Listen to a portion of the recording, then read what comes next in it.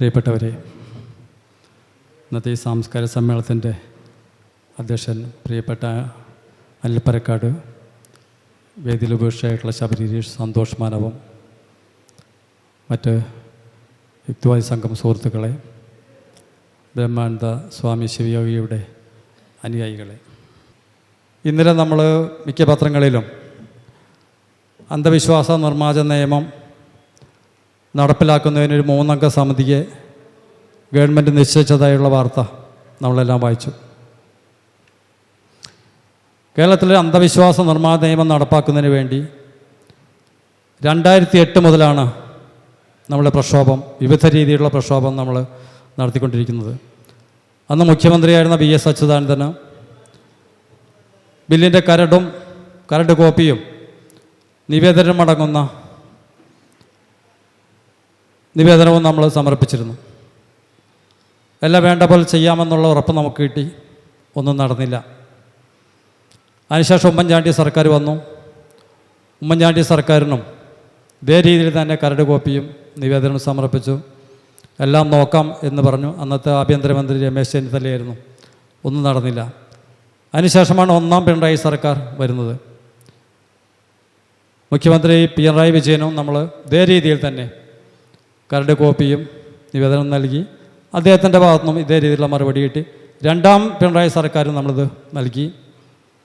പക്ഷേ ഗവൺമെൻറ് ഒരിക്കലും, ഏത് ഗവൺമെൻറ് ആയാലും, LDF ഗവൺമെൻറ് ആയാലും UDF ഗവൺമെൻറ് ആയാലും നടപ്പാക്കാൻ തയ്യാറാകുന്നില്ല എന്നുള്ളതാണ് ഏറ്റവും നമ്മളെ സംബന്ധിച്ചോളം തീരാ ദുഃഖമായി നിൽക്കുന്നത്. വിശ്വാസവും അന്ധവിശ്വാസവും വേർതിരിക്കാൻ അവർക്ക് സാധിക്കുന്നില്ല എന്നാണ് അവർ ഇതിനൊരു കാരണമായി പറയുന്നത്. നമുക്കറിയാം, തൊട്ടടുത്ത സംസ്ഥാനമായ കർണാടകയിലും മഹാരാഷ്ട്രയിലും അടക്കം ഇന്ത്യയിൽ 9 സംസ്ഥാനങ്ങളിൽ ഇതിനകം അന്ധവിശ്വാസ നിർമ്മാർജ്ജന നിയമം വ്യത്യസ്ത പേരുകളിലായി അവതരിപ്പിച്ച് പാസ്സാക്കി അതിൻ്റെ നടപടികളും നടത്തിക്കൊണ്ടിരിക്കുകയാണ്. കേരളത്തിൽ മാത്രമാണ് ഈ ഗവൺമെൻറ് ഈ പേടി, തങ്ങളെ വോട്ട് പോകുമോ എന്നുള്ള പേടിയാണ് എല്ലാ ഗവൺമെൻറ്റിനും. ഇപ്പോൾ കഴിഞ്ഞ ദിവസം കൂടെ സത്യവാങ്മൂലത്തിൽ ഞങ്ങൾ നടപ്പാക്കുന്നതിന് വേണ്ടിയുള്ള ഇടപെടൽ നടത്തിക്കൊണ്ടിരിക്കുകയാണ്. 3 പേരടങ്ങുന്ന ഒരു കമ്മിറ്റിയെ അതിനുവേണ്ടി നിയോഗിച്ചിട്ടുണ്ട്. അവരുടെ റിപ്പോർട്ട് വന്നാൽ അത് നടപ്പാക്കുന്നതിന് വേണ്ടിയുള്ള പ്രാരംഭ നടപടികളിലേക്ക് കടക്കുമെന്നാണ് ഹൈക്കോടതിയിൽ ഗവൺമെൻറ് സത്യവാങ്മൂലം കൊടുത്തിട്ടുള്ളത്. ഇതുമായി ബന്ധപ്പെട്ട് നമുക്കറിയാം, നിരവധി പ്രക്ഷോഭങ്ങൾ നമ്മൾ കേരളം മുഴുവനും നടത്തിയിട്ടുണ്ട്. ആ അവസരത്തിലാണ് 2022 ഇലന്തൂരിൽ 2 വനിതകളെ വെട്ടിനുറക്കി, ആഭിചാര ക്രിയയുടെ പേരിൽ വെട്ടിനുറക്കി കശാപ്പ് ചെയ്യുന്ന അവസരമുണ്ടായത്. ആ സമയത്താണ് നമ്മൾ ഹൈക്കോടതിയിലൊരു കേസ് ഫയൽ ചെയ്യുന്നത്. ആദ്യമൊക്കെ വളരെ സ്പീഡിൽ കേസെടുത്തു. പിന്നീട് കേസെല്ലാം താഴേക്ക് പോയി. വീണ്ടും ആ കേസ് സജീവമായി പുറത്തേക്ക് വന്നു. ഗവൺമെൻറ്റിനോട് വിശദീകരണം ചോദിച്ചു. ഗവൺമെൻറ് സത്യവാങ്മൂലം കൊടുത്തു. 2023 ജൂലൈ 5-ാം തീയതി ഞങ്ങൾ മന്ത്രിസഭാ യോഗം ഇത്തരത്തിലുള്ള ബില്ലുമായി മുന്നോട്ട് പോകേണ്ടതില്ല എന്ന തീരുമാനമെടുത്തു കഴിഞ്ഞു എന്നാണ് സത്യവാങ്മൂലം കൊടുത്തത്. പക്ഷേ ഹൈക്കോടതി സമ്മതിച്ചില്ല. ഇത്തരം ഒരു ബില്ല് നിയമം നടപ്പാക്കേണ്ടതിൻ്റെ ആവശ്യകത ഹൈക്കോടതി ചൂണ്ടിക്കാണിക്കുകയും നിർബന്ധമായും അതിനുള്ള പ്രാരംഭ നടപടികൾ തുടങ്ങി വയ്ക്കണമെന്ന് ഗവൺമെൻറ് നിർദ്ദേശം കൊടുക്കുകയുണ്ടായി. അതിനുശേഷം നിരവധി സിറ്റിങ്ങുകൾ കഴിഞ്ഞു. ഇപ്പോൾ ലാസ്റ്റാണ് ഈ 3 അംഗ കമ്മീഷനെ വെച്ചിട്ടുള്ളത്. നമുക്കറിയാം, അന്ധവിശ്വാസ നിർമ്മാർജ്ജന നിയമം നടപ്പാക്കുന്നതിന് വേണ്ടിയിട്ട് KT തോമസ് കമ്മീഷനായിട്ട് ഇതേ ഗവൺമെൻറ് തന്നെ ഒരു കമ്മീഷൻ നിയമിച്ചിരുന്നു. ആ കമ്മീഷൻ സമർപ്പിച്ച റിപ്പോർട്ടും ഗവൺമെൻറ് പക്കൽ ഉണ്ട്. അങ്ങനെ റിപ്പോർട്ട് കൈവശമുള്ളപ്പോൾ വീണ്ടും ഒരു കമ്മീഷൻ നിയമിക്കുന്നത് എന്തിനാണെന്ന് നമുക്കൊക്കെ ഊഹിച്ചാൽ മനസ്സിലാവുന്നുള്ളൂ. 2026 നിയമസഭാ തിരഞ്ഞെടുപ്പ് വരും. ആ നിയമസഭാ തിരഞ്ഞെടുപ്പ് വരെ ഓരോ കാര്യങ്ങൾ പറഞ്ഞുകൊണ്ട് ഇത് നടപ്പാക്കാതെ നീട്ടിക്കൊണ്ടുപോവുക എന്നുള്ള ഏറ്റവും ഹീനമായ ഒരു രീതിയാണ് നമ്മൾക്ക് മനസ്സിലാക്കുന്നത്. അതുകൊണ്ട് ഈ ഗവൺമെൻറ് ഇത്തരം നടപടികളിൽ ഈ സമ്മേളനം ശക്തമായി പ്രതിഷേധിക്കേണ്ടിയിരിക്കുന്നു. അതിലൊരു പ്രമേയം ഈ സമ്മേളനത്തിൻ്റെ ഭാഗമായി ഇവിടെ പാസ്സാക്കുകയും വേണം എന്ന് സൂചിപ്പിക്കുകയാണ്. നമുക്കറിയാം, കേരള യുക്തിവാദി സംഘത്തിൻ്റെ ചരിത്രം, അല്ലെങ്കിൽ തൃശ്ശൂരിൻ്റെ യുക്തിവാദ ചരിത്രം എന്ന് നമ്മൾ പറയുമ്പോൾ അത് തൃശ്ശൂരിൻ്റെ മാത്രമല്ല, കേരളം മൊത്തമുള്ള യുക്തിവാദ ചരിത്രമാണ് എന്നുള്ള കാര്യം നമ്മൾ ആദ്യം മനസ്സിലാക്കേണ്ടതുണ്ട്.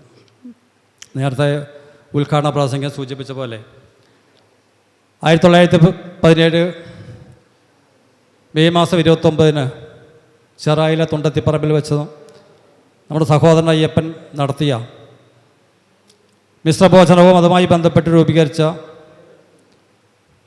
സഹോദര സംഘവുമാണ് കേരള യുക്തിവാദി സംഘത്തിൻ്റെ പ്രാരംഭ രൂപം എന്ന് നമുക്കെല്ലാവർക്കും അറിയാം. യുക്തിവാദ ആശയങ്ങൾക്ക് കേരളത്തിൽ പ്രചാരം സിദ്ധിച്ചു തുടങ്ങിയ ഒരു കാലഘട്ടത്തിലാണ് ആ മിശ്രഭോജനം അവിടെ നടക്കുന്നത്. അതിനെ തുടർച്ചയായിട്ട് കേരളത്തിലെ പേരുകേട്ട യുക്തിവാദികൾ കോഴിക്കോട് മിതിവാദി കൃഷ്ണൻ്റെ വീട്ടിൽ സമ്മേളിച്ചുകൊണ്ട് മലയാളത്തിലൊരു യുക്തിവാദ പ്രസിദ്ധീകരണം നമുക്ക് തുടങ്ങണം എന്നുള്ള തീരുമാനമെടുത്തെങ്കിലും ആദ്യം തീരുമാനിച്ച തീയതിക്കൊന്നും അത് പ്രസിദ്ധീകരിക്കാൻ സാധിച്ചില്ല. പിന്നീടാണ് യുക്തിവാദി എന്ന പേരിൽ MC ജോസഫ് പത്രാധിപരായിക്കൊണ്ട്, രാമവർമ്മ തമ്പാൻ പത്രാധിപരായിക്കൊണ്ട് യുക്തിവാദി പ്രസിദ്ധീകരിക്കുന്നത്. ആ യുക്തിവാദിയുടെ പ്രചാരം കേരളം മുഴുവനും അലയടികൾ ഉണ്ടാക്കി എന്നുള്ള കാര്യം നമുക്കെല്ലാവർക്കും അറിയാം. നിരവധി പേരെ എൻ്റെ വരിക്കാരായി കോട്ടയം, തൊടുപുഴ, തിരുവനന്തപുരം തുടങ്ങി വിവിധ സ്ഥലങ്ങളിൽ വ്യത്യസ്ത പേരുകളിൽ യുക്തിവാദ യൂണിറ്റുകളും കമ്മിറ്റികളെല്ലാം നിലവിൽ വന്നു. ആ സമയത്താണ് നമ്മൾ തൃശ്ശൂരിൽ AV ജോസേട്ടൻ കേരളത്തിലെ അറിയപ്പെടുന്ന യുക്തിവാദികളെ വിളിച്ചുകൊണ്ടുള്ള സുഹൃത്ത് സമ്മേളനം ചേർക്കുന്നത്. പല വർഷങ്ങളിലും അത് നടന്നുകൊണ്ടിരുന്നു. അതിൻ്റെ തുടർച്ചയായിട്ടാണ് 1967 ഡിസംബർ 24 ഞായറാഴ്ച തൃശ്ശൂർ റീജിയണൽ തിയേറ്ററിൽ വെച്ച് ചേർന്ന ഈ യുക്തിവാദി സുഹൃത്ത് സമ്മേളനത്തിൽ വെച്ചാണ് കേരള യുക്തിവാദി സംഘം രൂപീകരിക്കാൻ തീരുമാനിക്കുന്നത്. സംഘം രൂപീകരിച്ചെങ്കിലും കാര്യമായ പ്രവർത്തനങ്ങളൊന്നും കുറച്ചു കാലം നടത്തിക്കൊണ്ടു പോകാൻ സാധിച്ചില്ല. അതിനുശേഷം 1969 മെയ് 19, 20 തീയതികളിലാണ് കോഴിക്കോട് വെച്ചിട്ട് കേരള യുക്തിവാദി സംഘത്തിൻ്റെ 1ാം സംസ്ഥാന സമ്മേളനം ചേരുന്നത്. അന്ന് മൺമറഞ്ഞുപോയ M പ്രഭയും ഇപ്പോൾ തിരുവനന്തപുരത്ത് ജീവിച്ചിരിക്കുന്ന PS രാമൻകുട്ടിയും പ്രസിഡൻറ്റും സെക്രട്ടറിയുമായിക്കൊണ്ടാണ് ആ പ്രഥമ സമ്മേളനം യുക്തിവാദി സംഘത്തിൻ്റെ സംസ്ഥാന കമ്മിറ്റി തിരഞ്ഞെടുക്കുന്നത്. പിന്നീട് 1976 എറണാകുളത്ത് വെച്ച് നടന്ന സമ്മേളനത്തിൽ വെച്ചാണ് നമ്മളെല്ലാം പ്രിയങ്കരനായിരുന്ന U കലാനാഥ മാസ്റ്റർ സംഘത്തിൻ്റെ ജനറൽ സെക്രട്ടറിയായിട്ട് ചുമതലയേൽക്കുന്നത്. അതിനുശേഷം സംസ്ഥാന സമ്മേളനം വന്നത് പാലക്കാടാണ്. പാലക്കാട് നടന്ന സംസ്ഥാന സമ്മേളനത്തിൽ പവനൻ പ്രസിഡൻ്റായിക്കൊണ്ടുള്ള കമ്മിറ്റി നിലവിൽ വന്നു. അന്നും സംഘം ഔദ്യോഗികമായി രജിസ്റ്റർ ചെയ്യപ്പെട്ടിരുന്നില്ല. 1979 ഏപ്രിൽ 4 കോഴിക്കോട് ജില്ലാ രജിസ്റ്റർ ഓഫീസിൽ കേരള യുക്തിവാദി സംഘം ഔദ്യോഗികമായി രജിസ്റ്റർ ചെയ്യപ്പെടുന്നത്. അതിനുശേഷം വ്യത്യസ്തങ്ങളായ ഭാരവാഹികൾ മാറി മാറി വന്നു. അപ്പം ഞാനത് സൂചിപ്പിച്ചത് തൃശ്ശൂരിൻ്റെ യുക്തിവാദ ചരിത്രം പറയുമ്പോൾ അത് കേരളത്തിൻ്റെ യുക്തിവാദ ചരിത്രം പറയുമ്പോൾ തൃശ്ശൂരിനുള്ള പ്രാധാന്യവും അർഹമായ പങ്കും സൂചിപ്പിക്കാൻ വേണ്ടിയാണ്. AV ജോസിൻ്റെ പങ്ക് ഒരിക്കലും നമുക്ക് നിഷേധിക്കാവുന്നതല്ല. നേരത്തെ സൂചിപ്പിച്ച പോലെ ജോസേട്ടൻ വിളിച്ചു ചേർത്ത സുഹൃത്ത് സമ്മേളനങ്ങളാണ് നമ്മുടെ പ്രസ്ഥാനത്തിന് രൂപം കൊടുത്തത് എന്നുള്ള കാര്യം നമ്മെല്ലാം ഓർക്കേണ്ടതുണ്ട്. അതിനുശേഷം നിരവധി പ്രക്ഷോഭ പരിപാടികൾ തൃശ്ശൂരിൽ നമ്മുടെ യുക്തിവാദി സംഘത്തിൻ്റെ നേതൃത്വത്തിൽ നടന്നിരുന്നു. അതിൽ ഏറ്റവും എടുത്തു പറയേണ്ടത് ഗുരുവായൂർ സത്യാഗ്രഹമാണ്. ദേവസ്വം ബോർഡിൻ്റെ സംഖ്യ ലക്ഷം വീട് പദ്ധതിക്ക് കൊടുക്കാൻ തീരുമാനമെടുക്കുകയും അത് വകമാറ്റി കൊടിമരം സ്വർണ്ണം പൂശാൻ ഉപയോഗിക്കുകയും ചെയ്തപ്പോൾ പവനൻ്റെ നേതൃത്വത്തിൽ അതിനെതിരെ ശക്തമായ പ്രതിഷേധവും പ്രക്ഷോഭവുമായി ഗുരുവായൂരിലേക്ക് നമ്മൾ പോയി. 162 വളണ്ടിയർമാരാണ് ആ ഗുരുവായൂർ മാർച്ചിൽ അന്ന് പങ്കെടുത്തത്. അന്ന് ബി പ്രേമാനന്ദൻ്റെ ഗുരുവായൂർ ഒരു ദിവസം എന്നൊരു പുസ്തകം പ്രസിദ്ധീകരിക്കപ്പെട്ടുണ്ട്. അതിൽ ഗുരുവായൂർ നടന്ന എല്ലാ കാര്യങ്ങളും കൃത്യമായിട്ട് പ്രേമാനന്ദ് അവതരിപ്പിക്കുന്നുണ്ട്. അതിൽ പവനടക്കം നിരവധി പേർക്കാണ് RSSകാരുടെ കയ്യിൽ നിന്നും ക്രൂരമർദ്ദനം ഏൽക്കേണ്ടി വന്നത്. അതുപോലെ തന്നെയാണ് എ ടി കോവൂരിൻ്റെ കേരള പര്യടനം. എ ടി കോവൂർ സിലോണിൽ നിന്നും കേരളത്തിൽ വന്നപ്പോൾ തൃശ്ശൂരിൽ നിരവധി സ്ഥലങ്ങളിൽ അദ്ദേഹത്തിൻ്റെ സ്വീകരണവും അദ്ദേഹത്തിൻ്റെ പരിപാടികളും അവതരിപ്പിക്കാനുള്ള അവസരം നമ്മളെ അന്നത്തെ യുക്തിവാദി നേതാക്കൾ അവസരം ചെയ്തു കൊടുത്തിട്ടുണ്ടായി. മറ്റൊന്ന് എടുത്തു പറയേണ്ടത് കൊടുങ്ങല്ലൂരിൽ തെറിപ്പാട്ടിനെതിരായ സമരമാണ്. നമുക്കറിയാം, കൊടുങ്ങല്ലൂരിലെ ഭരണി മഹോത്സവത്തോടനുബന്ധിച്ച് ഏറ്റവും കൂടുതൽ കേരളത്തിൻ്റെ വടക്കൻ ജില്ലകളിൽ നിന്നാണ് തെറിപാടിക്കൊണ്ട് പരിസരങ്ങളിലും വാഹനങ്ങളിലും വടികൊട്ടി പാടി നടക്കുന്ന ഒരു രീതി അന്നുമുണ്ട് ഇന്നുമുണ്ട്. അതിനെതിരെ സഹോദരൻ ശക്തമായ പ്രക്ഷോഭം നടത്തിയിരുന്നു. സഹോദരൻ അന്ന് ഭക്തകുണ്ടകൾ അടിച്ച് അവശനാക്കാൻ ശ്രമിച്ചെങ്കിലും സഹോദരൻ്റെ മെയ്വഴക്കം കൊണ്ട് കാര്യമായ അടിയൊന്നും ഏൽക്കേണ്ടി വന്നില്ല. സഹോദരൻ്റെ ജന്മശതാബ്ദിയോടനുബന്ധിച്ചാണ് നമ്മൾ ചെറായിലുള്ള സഹോദര ഭവനത്തിൽ നിന്നും കൊടുങ്ങല്ലൂരിലേക്ക് ഒരു തെറിപ്പാട്ട് വിരുദ്ധ മാർച്ച്, കൊടുങ്ങല്ലൂർ മാർച്ച് സംഘടിപ്പിക്കുന്നത്. അന്ന് പവനനും കലാനാഥനും പത്മനാഭപിള്ളത്തുമെല്ലാം അതിൽ മുൻനിര കേശവൻ വെള്ളിക്കുളങ്ങര അടക്കം മുൻനിര നേതാക്കളായിരുന്നു. ആ സമയത്ത് നമ്മളൊരു കേസും കൊടുത്തിരുന്നു. കേസ് തള്ളിപ്പോയി. അതിനുശേഷം തെറിപ്പാട്ട് പൊതുസ്ഥലത്ത് തെറിപാടുന്നത് ഒരു പരിധിവരെ നിയന്ത്രിക്കാൻ സാധിച്ചിട്ടുണ്ട്. ഇപ്പോൾ അമ്പലത്തിൻ്റെ അകത്ത് ഈ ഭരണിക്ക് കൊടി കയറി കഴിഞ്ഞാൽ തെറിപാടുന്ന ഒരു രീതി ഇപ്പോഴും നിലനിൽക്കുന്നുണ്ട്. മറ്റൊന്ന്, നമ്മൾ ആദ്യകാല പ്രവർത്തനം നടന്നിരുന്നത് ഇവിടെ തലയിൽ കരിക്കൊടയ്ക്കുന്ന ഒരു ജാൽപ്പാണ സിദ്ധൻ എന്ന് പറഞ്ഞൊരു സിദ്ധൻ തൃശ്ശൂരിൽ വന്നിരുന്നു. കരിക്ക് തലയിൽ അടച്ചുടയ്ക്കുന്ന സിദ്ധിയാണ് അദ്ദേഹം പ്രകടിപ്പിച്ചത്. അതിനെതിരെ അന്നത്തെ നമ്മുടെ യുക്തിവാദി സംഘ പ്രവർത്തകർ, തൃശ്ശൂർ ജില്ലയിലെ പ്രവർത്തകർ സമാന്തര പരിപാടി വെച്ചുകൊണ്ട് തലയിൽ കരിക്കുടച്ചുടച്ചുകൊണ്ട് അതിൻ്റെ ദിവ്യത്വം പൊളിച്ചു കാട്ടുന്ന രീതി നടത്തുകയുണ്ടായി. മറ്റൊന്ന്, ഏറ്റവും പ്രധാനപ്പെട്ട കാര്യം, മകരജ്യോതി തട്ടിപ്പ് പൊളിച്ചു കണ്ടുവന്നതിന് വേണ്ടി തൃശ്ശൂരിൽ AB ജോസേട്ടൻ്റെയും തിരുവനന്തപുരത്ത് ധനുവച്ചറ സുകുമാരൻ്റെയും നേതൃത്വത്തിൽ പോയ വളണ്ടിയർമാരുടെ ആ പരിപാടിയാണ്. നമുക്കറിയാം, പൊന്നമലവട്ടിൽ മകരജ്യോതി സ്വയം തെളിയുന്നതാണെന്നുള്ള രീതിയിലാണ് പ്രചരിപ്പിച്ചിരുന്നത്. അതിൻ്റെ തട്ടിപ്പ് വെളിച്ചത്ത് കൊണ്ടുവരുന്നതിന് വേണ്ടിയാണ് തൃശ്ശൂരിൽ നിന്നും ജോസേൻ്റെ നേതൃത്വത്തിൽ, ഉണ്ണി കാക്കനാൻ്റെയൊക്കെ നേതൃത്വത്തിൽ അതിലുണ്ടായിരുന്ന കുറേ പേരൊക്കെ മരിച്ചുപോയി. ഈ പരിപാടിയിൽ പങ്കെടുക്കുന്ന ശിവരാജ് അടക്കം ആ പരിപാടിയിൽ പങ്കെടുത്തവരാണ്. അവരെയൊക്കെ നമ്മൾ ആദരിച്ചിരുന്നു. അപ്പോൾ അത്തരം പരിപാടിക്കും തൃശ്ശൂരിലെ നേതൃത്വം ശക്തമായ നേതൃത്വം നൽകിയിരുന്നു എന്നുള്ള കാര്യം കൂടി ഈ തൃശ്ശൂരിൻ്റെ യുക്തിവാദ ചരിത്രം പറയുമ്പോൾ അതെല്ലാം നമുക്ക് വിസ്മരിക്കാൻ പറ്റില്ല എന്നുള്ളത് കൊണ്ടാണ് ഞാൻ അത്തരം കാര്യങ്ങളൊക്കെ സൂചിപ്പിച്ചത്. അതുപോലെ തന്നെയാണ് ഇപ്പോൾ നമുക്കുള്ള പവന സെൻറ്റർ. കേരളത്തിലെ യുക്തിവാദികളുടെ ആസ്ഥാനമെന്ന നിലയിൽ ലാലുവിൽ നിൽക്കുന്ന പവന സെൻറ്റർ തൃശ്ശൂരിലെ നമ്മുടെ സംഘത്തിൻ്റെ ആസ്ഥാനം ഇവിടെ ആക്കുന്നതിൻ്റെ മറ്റൊരു പടി കൂടിയാണ് എന്നുള്ള കാര്യം കൂടി സൂചിപ്പിക്കുകയാണ്. ആ നിരവധി യുക്തിരേഖ ആദ്യം കോഴിക്കോട് നിന്ന് പ്രസിദ്ധീകരിച്ചത്, പിന്നെ അത് കോട്ടയത്തേക്ക് പോയി, പിന്നെ തിരുവനന്തപുരത്തേക്ക് പോയി, ഇപ്പോൾ തൃശ്ശൂരിൽ നിന്നാണ് പ്രസിദ്ധീകരിക്കുന്നത്. തൃശ്ശൂരിലെ പ്രവർത്തകർ അതിൻ്റെ നിലനിൽപ്പിനും പ്രസിദ്ധീകരണത്തിനും വേണ്ടി ശക്തമായ ഇടപെടലുകൾ നടത്തിക്കൊണ്ടിരിക്കുകയാണ് എന്നുള്ള കാര്യം കൂടി സൂചിപ്പിക്കുകയാണ്. ഒപ്പം തന്നെ നമുക്ക് ഈ രംഗത്ത് സജീവമായി നിൽക്കുന്ന ആളുകൾക്ക് കൂടി ഒന്ന് പരിചയപ്പെട്ടുകൊണ്ട് അവരെ സ്മരിച്ചുകൊണ്ട് ഞാൻ അത് അവസാനിപ്പിക്കാം എന്നാണ് ഉദ്ദേശിക്കുന്നത്. MC ജോസഫിനെ പറ്റി നമുക്കെല്ലാവർക്കും അറിയാം. അദ്ദേഹം ചേർത്തലക്കാരനായിരുന്നു. ഇരിങ്ങാലക്കുടന്ന് താമസം ആക്കുകയാണ് ഉണ്ടായത്. യുക്തിവാദി മാസികയുടെ പത്രാധിപരായിരുന്നു.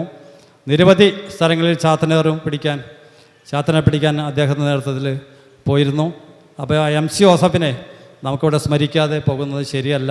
ആദ്യകാല നമ്മുടെ നേതാവ് എന്ന് തന്നെ പറയാം. യുക്തിവാദികളുടെ ആചാര്യനായിട്ടുള്ള MC ജോസഫിനെ നമ്മൾ പരിചയപ്പെടുത്തുകയാണ്.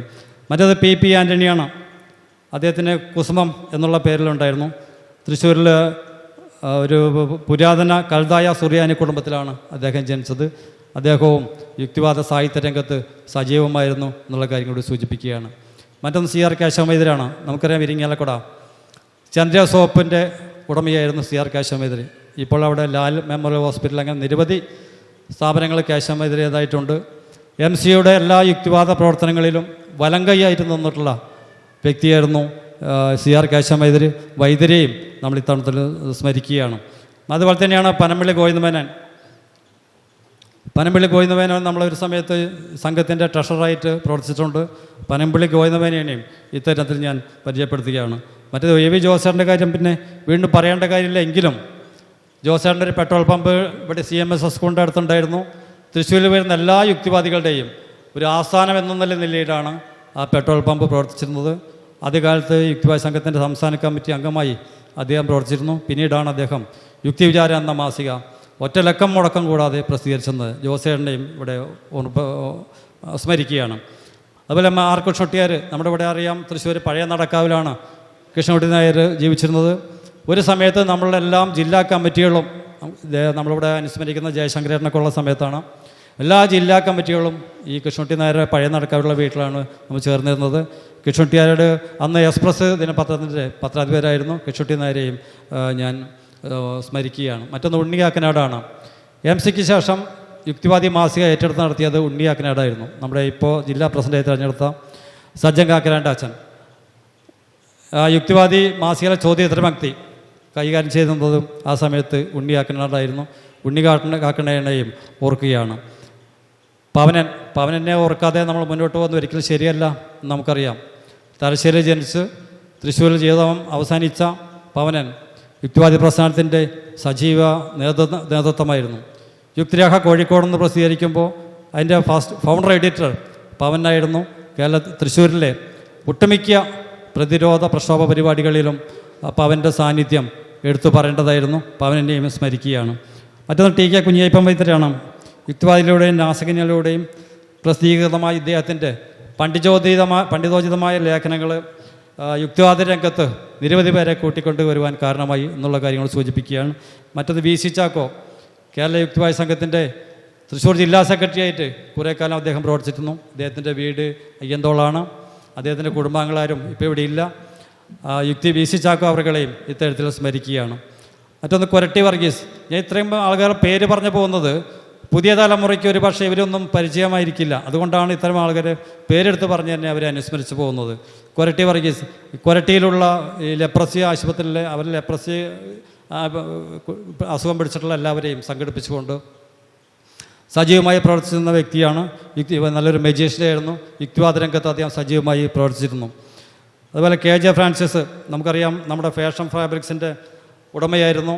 യുക്തിവിചാരം പ്രസിദ്ധീകരിക്കുമ്പോൾ യുക്തിവിചാരത്തിന് സ്ഥിരമായി പരസ്യം കൊടുക്കുന്നത് KJ ഫ്രാൻസിസ് അവர்களായിരുന്നു. അദ്ദേഹത്തെയും ഞാൻ ഓർമ്മപ്പെടുത്തുകയാണ്. സണ്ണി പറവട്ടാനി, നാസിയൻ സണ്ണി എന്നാണ് പറയാം. നാസിയൻ ഒരു സമയത്ത് യുവാക്കളുടെ ഒരു നിര തന്നെ യുക്തിവാദി സംഘത്തോട് വിഘടിച്ചു നിന്നുകൊണ്ട് പുറത്തു പോകുന്നൊരവസരം ഉണ്ടായി. ആ സമയത്ത് നാസിയൻ എന്ന പേരിൽ അദ്ദേഹം ഒരു പ്രസിദ്ധീകരണം ആരംഭിച്ചു. അതിനുശേഷമാണ് അദ്ദേഹം ഈ പറവട്ടാനി സണ്ണി പിന്നീട് നാസിയൻ സണ്ണിയായിട്ട് അറിയപ്പെടുന്നത്. അങ്ങനെ നിരവധി പേര് ഇവിടെ നമുക്ക് എടുത്തു പറയേണ്ടതായിട്ടുണ്ട്. അതുപോലെ തന്നെ ഇന്നിപ്പോൾ അനുസ്മരിക്കുന്ന ജയശങ്കരേട്ടൻ്റെ ഒക്കെ വീട്ടിലാണ് നമ്മൾ സ്ഥിരമായിട്ട് ജില്ലാ കമ്മിറ്റി കൂട്ടിയിരുന്നത്. തൃശ്ശൂർ നമുക്കന്ന് ആസ്ഥാനമില്ല. ജയശങ്കര വീട്ടിൽ ചെല്ലുമ്പോൾ ആ ചേച്ചി അല്ലെങ്കിൽ ആ അമ്മലൊക്കെ നമുക്ക് ചായ തിളപ്പിച്ചുകൊണ്ട് തരും. ആ രീതിയിൽ ഏറ്റവും എടുത്തു പറയേണ്ട ഒരു വ്യക്തി കൂടിയാണ് CG ജയശങ്കർ. അങ്ങനെ നിരവധി പേര് നമ്മൾ പേരെടുത്ത് പറയേണ്ടതുണ്ട്. ഞാൻ സമയം നീട്ടിക്കൊണ്ടു പോകുന്നതിൽ മാള K. തോമസ്, അദ്ദേഹം ഫ്രീഡം ഫൈറ്ററായിരുന്നു. നിരവധി കാലം അദ്ദേഹം നമ്മുടെ സംസ്ഥാന കമ്മിറ്റി അംഗമായിരുന്നു. K. തോമസിൻ്റെ മരണശേഷം അദ്ദേഹത്തിൻ്റെ മൃതശരീരം തൃശ്ശൂർ മെഡിക്കൽ കോളേജിലെ കുട്ടികൾക്ക് പഠിക്കാൻ വേണ്ടി കൊടുക്കുകയായിരുന്നു.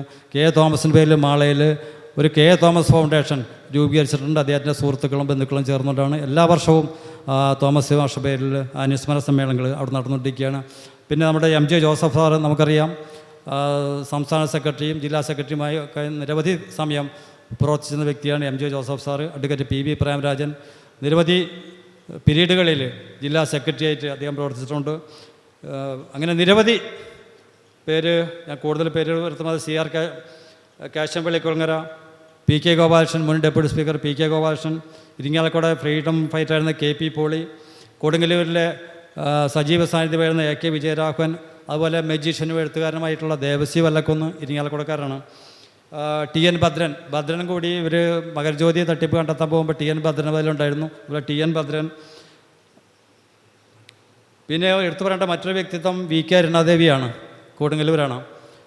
അവർ കൊടുങ്ങല്ലൂരിൽ ഇവിടെ ജോസിയാറിൻ്റെ രീതി പറഞ്ഞ പോലെ തന്നെ കൊടുങ്ങല്ലൂർ വടക്കുന്നുള്ള അവർക്കൊരു സ്ഥാപനം ഉണ്ടായിരുന്നു. കൊടുങ്ങല്ലൂരിലെ യുക്തിവാദികളുടെ കേന്ദ്രം ഈ ഇവരെ കടയായിരുന്നു. ഗിഫ്റ്റ് ഹൗസ് എന്ന പേരിലാണ് അറിയപ്പെട്ടിരുന്നത്. അങ്ങനെ അവർ മരിച്ച ശേഷം മറ്റ് ആചാരങ്ങളൊക്കെ ഒഴിവായിക്കൊണ്ട് അതിന് വരുന്ന സംഖ്യ ജീവകാരുണ്യ പ്രവർത്തനത്തിന് അവരുടെ ബന്ധുക്കൾ കൊടുക്കുകയുണ്ടായി. അങ്ങനെ നിരവധി പേര് ഈ രംഗത്ത് പ്രവർത്തകർ പറയാനുണ്ട്. അതൊന്നും കൂടുതലായിട്ട് ഞാൻ സമയം വൈകുന്നതുകൊണ്ട് പറയുന്നില്ല. എല്ലാവർക്കും ഒരിക്കൽ കൂടി അഭിവാദ്യങ്ങൾ അർപ്പിച്ചുകൊണ്ട് നിർത്തുന്നു.